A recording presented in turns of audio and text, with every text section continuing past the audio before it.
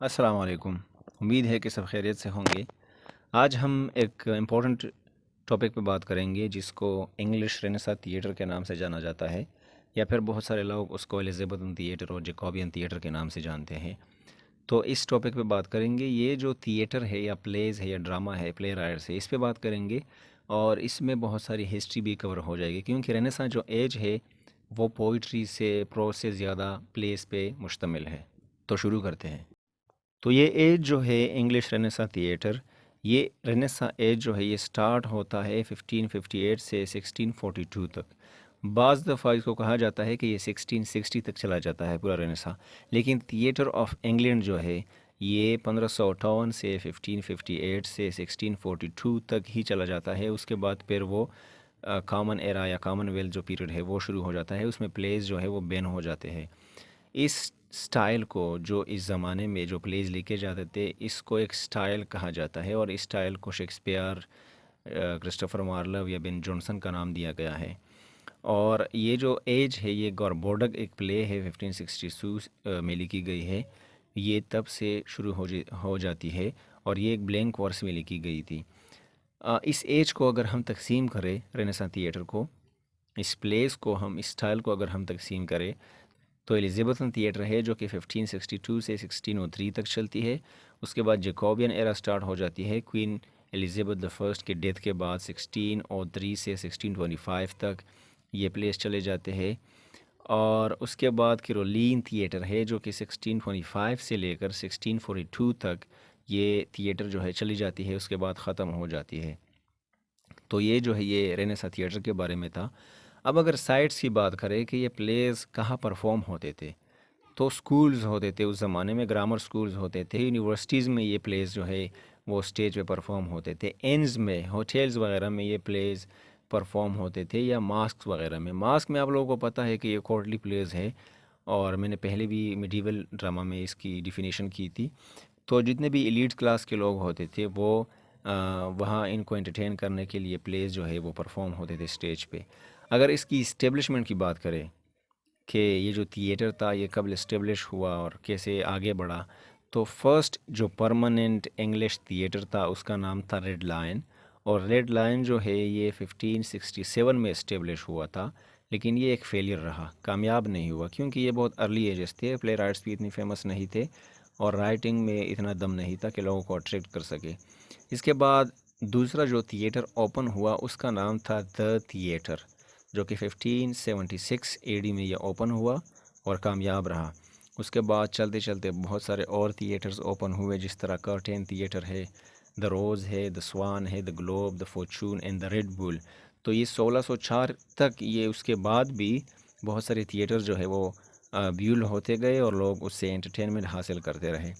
अब अगर ऑडियंस की बात करें, तो ऑडियंस जो है, बहुत सारे ऑडियंस या बहुत सारे तादाद में अगर ड्रामे देखे जाते थे, तो वो गर्मियों के दिनों में देखे जाते थे, क्योंकि in comparison to Asia, Europe में या इंग्लैंड जिस तरह की कंट्रीज़ में गर्मियों का जो सीज़न होता है, समर, वो अच्छा होता है, काफ़ी ज़्यादा रोमांटिक और खुशगवार होता है इन कंपैरिजन टू एशिया। तो एशिया में जो है वो गर्मी बहुत ज़्यादा होती है, लेकिन वहाँ विंटर में सर्दियाँ बहुत ज़्यादा तंग करती है, तो इसलिए लोग नहीं जा सकते थे।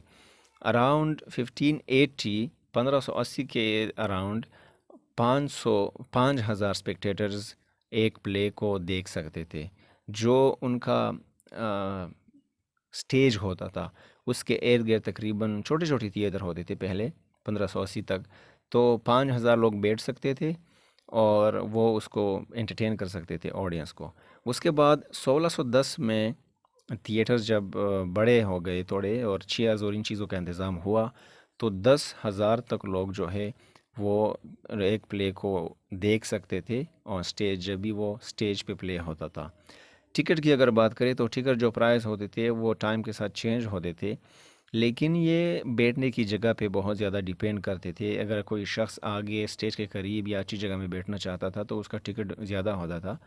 या फिर अगर आप लोगों ने देखे होंगे मूवीज़ में या प्लेज़ में, उसके अलग अलग एक फैमिली प्लेसेस होती है, जगह होते हैं, तो अगर कोई शख्स उसको हायर करना चाहता तो उसका जो फिर फ़ी होता था वो ज़्यादा होता था। इसके अलावा फ़ीस जो था वो 1 पेनी से लेकर 6 पेंस तक, मतलब 6 आने तक एक एक टिकट होता था एक इंसान का। थिएटर्स जो थे वो कमर्शियल भी होते थे, बहुत सारे कंपनीज थे उस ज़माने में जो कि प्लेस ख़रीदते थे, प्ले राइट्स को पैसे दे देते प्लेस के राइटिंग के लिए, और वो फिर इंग्लैंड से बाहर भी ये चीज़ें जो है वो परफॉर्म करते थे स्टेज पे। इंग्लैंड, जर्मनी और डेनमार्क, ये 3 जो कंट्रीज़ है ये बहुत फेमस है इंग्लिश ड्रामास के परफॉर्मेंस के लिए। अब अगर प्लेस की परफॉर्मेंस की बात की जाए तो एक प्ले को उस ज़माने में रेनेसां के दौर में एक से ज़्यादा दफ़ा परफॉर्म नहीं किया जाता था किसी भी स्टेज पे। आजकल तो अगर मॉडर्न एज में देखा जाए तो प्लेस को मंथली या फिर सालों साल चलाया जाता है, एक प्ले को परफॉर्म किया जाता है, लेकिन तब ऐसा नहीं होता था। हार्डली किसी प्ले को दूसरे तीसरे वीक में दूसरी दफ़ा प्ले करते थे, एक वीक में तो इम्पॉसिबल था बिल्कुल। इसके अलावा थॉमस मिडलटन का एक प्ले था अ गेम एट चेस, वो जो है एक साल में 1624 में 9 टाइम्स 9 दफ़ा एक साल में परफॉर्म किया गया था स्टेज पे। लेकिन उसकी एक ख़ास वजह थी, जिस तरह मैंने कहा पहले कि कोई भी प्ले 2 या एक से ज़्यादा दफ़ा अलाउ नहीं किया जाता था। ये जो प्ले अलाउ किया गया था इसमें पॉलिटिकल बातें थी, और उस ज़माने की एलिज़ाबेथन की या जैकोबियन एरा जो चल रहा था, जेम्स द फर्स्ट जो था उसके फेवर में कुछ ऐसे बातें हुई थी, उसकी हुकूमत के फेवर में कुछ ऐसे बातें हुई थी जो कि वो अलाउ करते थे कि इस प्ले को बार बार परफॉर्म किया जाए और लोगों को हमारे बारे में बताया जाए। और एक्टर्स जो होते थे वो सिर्फ मेल होते थे, फीमेल बिल्कुल भी अलाउड नहीं थी। जिस तरह आजकल वुमेन राइट्स के वो चिल्ला रहे हैं उसके हुकूक के बारे में, उस ज़माने में ये चीज़ बिल्कुल नहीं था। Females were not allowed to act on stages. और फीमेल्स के जो करेक्टर्स होते थे, क्योंकि फीमेल करेक्टर्स तो होती है हर एक लिटरेरी पीस में, वो हज़ारों साल पुरानी हो या 500 या 600, तो वो जो फीमेल करेक्टर्स थे वो एडोलेसेंट जो यंग लड़के होते थे, नाबालिग या बालिग लेकिन यंग होते थे, वो उसको परफॉर्म करते थे और वो फीमेल्स कॉस्ट्यूम पहनते थे, उसकी तरह मेकअप करते थे। और ये जो ये जो प्लेस होते थे ये अक्सर आफ्टरनून के बाद ये स्टेज पे परफॉर्म होते थे। और काफ़ी दफ़ा जब अंधेरा छाया जाता था तो फिर स्टेज में कैंडल्स लगाए जाते थे ताकि स्टेज को का रौनक बढ़ जाए इस चीज़ से। उस ज़माने में रेनेसां में 2 तरह के एक्टिंग स्टाइल्स होते थे। एक जो एक्टिंग स्टाइल था वो फॉर्मल था, और दूसरा जो था वो नेचुरल था। तो अगर फॉर्मल की बात करें तो फॉर्मल जो स्टाइल था वो ऑब्जेक्टिव होता था और ट्रेडिशनल होता था। फॉर एग्ज़ाम्पल एक कैरेक्टर है जो कि एक रिलीजियस या फिर ट्रेडिशनल एक स्टोरी पे मबनी है। फॉर एग्ज़ाम्पल आजकल जो आर्थोरल ड्रामा चल रहा है, तो आर्थोरल के कैरेक्टर को अगर लिया जाए तो ये एक फॉर्मल कैरेक्टर है क्योंकि इसमें ऑब्जेक्टिविटी है। हिस्ट्री में ये कैरेक्टर जो है वो गुज़र चुका है, इसमें आप चेंजेस नहीं कर सकते कि आप इसको पैंट शर्ट या टाई पहनाएं। और ये एक ट्रेडिशनल कैरेक्टर भी है, वो जो बोलता है, वो जो लैंग्वेज बोलता है वो एक टर्किश लैंग्वेज है, और जिस पहाड़ों में, जिस इलाकों में या जिस कबीलों के साथ वो इधर उधर फिर रहा है तो वो सारे जो है वो ट्रेडिशनल है। तो ये जो करेक्टर हुआ ये एक फॉर्मल करेक्टर हुआ। दूसरा टाइप जो करेक्टर होता है वो नेचुरल होता है, और नेचुरल करेक्टर जो है वो एल्यूजन्स क्रिएट करता है ऑडियंस के लिए, गुमराह करता है, इमिटेट करता है, चीज़ों को कॉपी करता है, फिक्शनल सर्कमस्टांसेस को वो अपनाता है। जिस तरह अगर आजकल के ज़माने में एशिया में अगर आप एक प्ले को लिख रहे हो, परफॉर्म कर रहे हो स्टेज पे, तो आप अगर ग्रीक मिथोलॉजी में चले जाते हो तो ग्रीक मिथोलॉजी के जो करेक्टर्स होते हैं, गॉड और गॉडेसेस, वो हमारे लिए फिक्शनल है। तो आप आजकल के एक्टर को उस चीज़ पे मजबूर कर रहे हो कि वो उस चीज़ को अपनाए, इमिटेट करे, कॉपी करे, तो वो एक फिक्शनल करेक्टर है, वो ट्रेडिशनल या फिर ऑब्जेक्टिव नहीं है।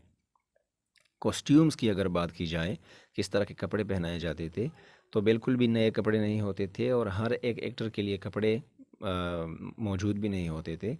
कंपनी का एक स्टॉक होता था, जिस तरह मैंने पहले कहा कंपनी होती थी या कंपनीज होते थे, वो प्लेस को ख़रीदते थे राइटिंग फॉर्म में, उसके बाद वो स्टेज पे परफॉर्म करते थे, तो वो उन लोगों ने कपड़े ख़रीद चुके होते थे, बहुत सारे ख़रीदे हुए होते थे। उससे फिर एक्टर्स को पट्टी पुराने भी मिल सकते थे, इस्तेमाल शुदा भी हो सकते थे, और रीयूज्ड कस्ट्यूम्स जो है वो भी मिलते थे बहुत सारे एक्टर्स को। अगर हाई लेवल करेक्टर्स की बात की जाए, जिस तरह अगर किसी प्ले में किंग है, क्वीन है, तो उसको फिर अच्छे क्वालिटी के कपड़े मिलते थे। और लो लेवल के करेक्टर्स जो होते थे उसको फिर स्टॉक से मिलते थे, या फिर बहुत सारे एक्टर्स ऐसे भी होते थे क्योंकि एक्टिंग उसका मशगला होता था, उससे वो पैसे कमाते थे, अपने लिविंग्स जीते थे वो उससे। तो वो फिर ऐसा भी बहुत दफ़ा करते थे कि अपने कपड़े बनाते थे या ख़रीदते थे अपने लिए, और फिर वो फिर उसमें परफॉर्म करते थे। अच्छा, प्ले राइट्स की अगर बात हम करें तो प्लेस जो होते थे वो उस ज़माने में लिखे बहुत ज़्यादा जाते थे। बहुत सारे ऐसे भी प्ले राइट्स थे जिसके 3-3 4-4 सौ प्लेज़ हैं, लेकिन वो सरवाइव नहीं कर चुके हैं, बहुत सारे गुम गए हैं। तो सबसे ज़्यादा जो प्लेज़ समझे जाते हैं वो 600 से कुछ ज़्यादा या 600 के करीब जो है वो कहा जाता है कि रेनेसा के प्लेज़ जो है वो सरवाइव कर गए हैं 600 के करीब। और ये जो प्ले राइट्स थे ये सेल्फ मेड मैन होते थे। अगर आप शेक्सपियर का मिसाल लें तो वो पहले गरीब होता था, उसके बाद उन्होंने एक्टिंग स्टार्ट की, फिर एक शेयर होल्डर, एक कंपनी में शेयर होल्डर हुआ, आधी कंपनी उसकी थी। उसके बाद उन्होंने प्ले राइटिंग और ये चीज़ें भी उसके साथ साथ करता था। बेन जॉनसन को अगर आप देखें तो वह भी एक्टर होता था उससे पहले।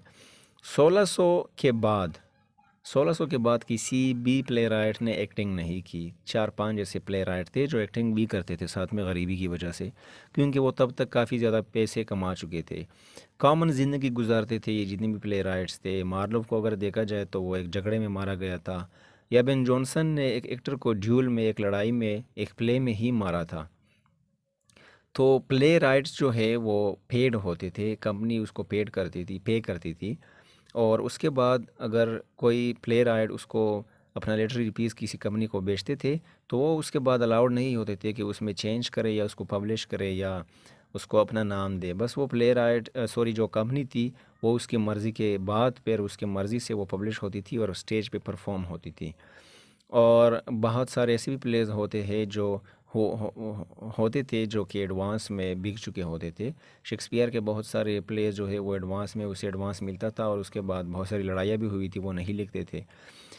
एक हिस्टोरियन हम उसे कह सकते हैं। एक कंपनी का ओनर था, फिलिप हेंसलोवी नाम था उसका। उसकी एक डायरी है जो कि बहुत काम आ रही है आजकल रेनेसा एज के बारे में और प्ले राइट्स के बारे में। उस डायरी से मालूम होता है कि 6 या 7 पाउंड जो है वो एक प्ले राइट को मिलते थे, और बहुत सारे जो राइटर्स होते थे वो 1 या 2 प्ले एनुअली साल में लिखते थे, पूरे साल में 1 या 2 प्लेज लिखते थे। तो इसका मतलब ये है कि it was a tough moment for them के बहुत सारे प्लेज लिखे। शेक्सपियर को अगर आप देखें फॉर एग्ज़ाम्पल तो उसके 38 प्लेज हैं टोटल जो उन्होंने सोलो लिखे हैं, अकेले अकेले लिखे हैं। बहुत सारे राइटर्स ग्रुप्स में लिखते थे, और ये जो 38 प्लेज उन्होंने लिखे हैं ये 2 डिकेड्स में लिखे हैं, तकरीबन 20 साल में उन्होंने लिखे हैं। लेकिन शेक्सपियर जो था वो फाइनेंशियली सक्सेसफुल था, वो एक शेयर होल्डर था कंपनी में, और एक एक्टर भी था, साथ में प्ले राइटिंग भी करता था। बेन जॉनसन जो है वो भी काफ़ी पैसे कमा चुका था, लेकिन अर्ली जो फिगर्स होते थे, जो अर्ली प्ले राइट्स थे, जिस तरह जॉर्ज पील है या रॉबर्ट ग्रीन है, और बाद में ब्रूम है या फिलिप मैसेंजर है, ये फाइनेंशियली बहुत अनसर्टन रहे हैं, स्ट्रगल की ज़िंदगी गुजारते रहे हैं, गरीब होते थे और प्योरिटी के साथ वो बहुत स्ट्रगल कर रहे थे। ये उनकी बायोग्राफीज़ जो है, बायोग्राफर जो है वो कह रहे हैं, वो कहते हैं। और बहुत सारे अक्सर जो प्ले राइट्स होते थे वो कोलाब्रेशन में लिखते थे, 2 3 4 5 जिस तरह के प्ले राइट्स इकट्ठे होते थे, और फिर वो एक कंपनी के लिए एक प्ले लिखते थे, वो उसके पैसे मिलते थे उसे। और ऑफ कोर्स ये पैसे जब डिवाइड होते थे तो कम कम होते थे, जो सोलो लिखते थे उसे ज़्यादा मिलते थे। शेक्सपियर और जॉनसन और 2-3 और ऐसे राइटर्स हैं जो उसके बारे में कहा जाता है कि ये सोलो लिखते थे, अकेले लिखते थे, और ये एक्सेप्शनल केसेस है। क्योंकि जो सोलो प्लेज है वो मंथ्स में लिखे जाते थे, 3 4 5 या 10 मंथ्स में एक प्ले लिखा जाता था, और जो ग्रुप्स में लिखे जाते थे वो वीक्स में लिखे जाते थे, हफ्तों में। वोल्पोनी एक प्ले है जॉनसन का, काफ़ी फेमस है, वो उन्होंने सोलो लिखा है, और वो एक अच्छा एग्जांपल है कि उन्होंने बहुत जल्दी लिखा है, 5 हफ्ते में उन्होंने ये प्ले लिखा है। फेमस प्ले राइटर्स जो थे अगर उसकी बात करें हम तो जॉर्ज पील है, जॉन लेले है, थॉमस किड है, क्रिस्टोफर मार्लोव है, रॉबर्ट ग्रीन है, विलियम शेक्सपियर है, जॉर्ज चैपमन है, बेन जॉनसन है, थॉमस डेकर है, थॉमस हेवुड है, जॉन वेबस्टर है, ये भी काफ़ी फेमस है, आजकल भी पढ़ी जाते हैं, थॉमस मिडल्टन है, और फिलिप मैसेंजर वगैरह जो है ये उस ज़माने के रेनेसा के फेमस प्ले राइट्स में से है। अब जनरस की अगर हम बात करें तो किन अक़साम के प्लेज तब लिखे जाते थे? पहले तो बहुत ज़्यादा जब ज़ोर दिया गया है जो कि हम कम पढ़ते हैं, हम ट्रेजेडी और कॉमेडी को पढ़ते हैं कि रेनेसा में, लेकिन हिस्ट्री प्ले जो है वो बहुत ज़्यादा, ये एक फ़ेमस जनरा रहा है उस ज़माने का, रेनेसा एज का। तो इंग्लिश और यूरोपियन हिस्ट्री जो है वो इस प्लेज़ में हमें देखने को मिलती है। फॉर एग्ज़ाम्पल शेक्सपियर की अगर आप प्ले देखें, रिचर्ड द थर्ड या हेनरी द फिफ्थ, ये किंग्स पे बनाई गई है, यूरोपियन हिस्ट्री है। मार्लव को अगर आप देखें तो एडवर्ड द सेकंड उन्होंने एक प्ले लिखी है, या जॉर्ज पील ने प्ले लिखी है, famous Chronicle of king Edward the first वगैरह। तो ये जो प्लेज़ है ये हिस्टोरिकल प्ले की कैटेगरी में आते हैं। ट्रेजिडीज़ को अगर आप देखें तो ये दूसरा एक पॉपुलर जनरा है, और लोगों को अगर आप लोग गौर से अगर देखें और सोचें तो लोगों को रिवेंज लिटरेरी पीसेस बहुत पसंद होते हैं, या रिवेंज ड्रामास, कि किसी हीरो के साथ ज़्यादती हुई और हीरो पर उठा और फिर उन्होंने वो बदला लिया उन चीज़ों का। तो इसमें अगर आप लोग देखें तो क्रिस्टोफर मार्लोव की है डॉक्टर फास्टिस, काफ़ी फेमस है। उसका एक और भी प्ले है the Jew of Malta. Thomas Kyd का एक प्ले है जो कि एक रिवेंज प्ले है, द स्पेनिश ट्रेजिडी। या शेक्सपियर की 4 ऐसे बहुत फेमस प्लेज है जिसमें हेमलेट, ओथेलो, किंग लियर और मैकबेथ, ये प्लेज उसमें आते हैं, ये ट्रेजिडीज़ है। कॉमेडीज़ बहुत ज़्यादा फेमस थी, 12th नाइट है, यू लाइक इट, या द मिड समर्स नाइट वगैरह, ये सारे शेक्सपियर की फ़ेमस कॉमेडीज़ है। दूसरे राइटर्स की भी है। मास्क जो है वो कोर्टली प्लेज, जिस तरह मैंने पहले डिफ़ाइन किया था, वो एक जनरा है। और प्लेज ऑन बिब्लिकल थीम्स जो है ये भी एक जनरा था। बाइबल, हॉली बाइबल के जो थीम्स थे उस पे जो प्ले परफॉर्म होते थे या एक्टिंग उसकी होती थी स्टेज पे, तो ये भी एक जनरा होता था। अब अगर एंड की हम बात करें कि एंड किस तरह हुआ था इंग्लिश रेनेसां थिएटर का, तो लंदन थिएटर क्लोज़र 1642 एक आर्टिकल पब्लिश हुआ था, और ये एक एक्ट था, पाबंदी लगाई गई उसके बाद प्लेस पे, कि उसके क्योंकि प्यूरिटन्स जो थे वो एक मूवमेंट चला रहे थे, वो एक रिलीजियस सेक्ट था, और वो कहते थे कि एंटरटेनमेंट इज़ सिनफुल, कि ये जो एंटरटेनमेंट है ये गुनहगार चीज़ है, गुनाह से भरा हुआ है, तो इसलिए ये प्लेस वगैरह पर पाबंदी लगानी चाहिए। उस ज़माने में शॉर्ट कॉमिकल प्लेस जो थे, जिसको ड्रॉल्स का नाम दिया जाता था, वो सिर्फ अलाउड थे, बाकी ना कोई थिएटर बना सकता था, ना कोई प्ले लिख सकता था, और ना ही उस पर परफॉर्मेंस हो सकती थी। काफ़ी बहुत सारे थिएटर्स को वो गिरा भी चुके हैं।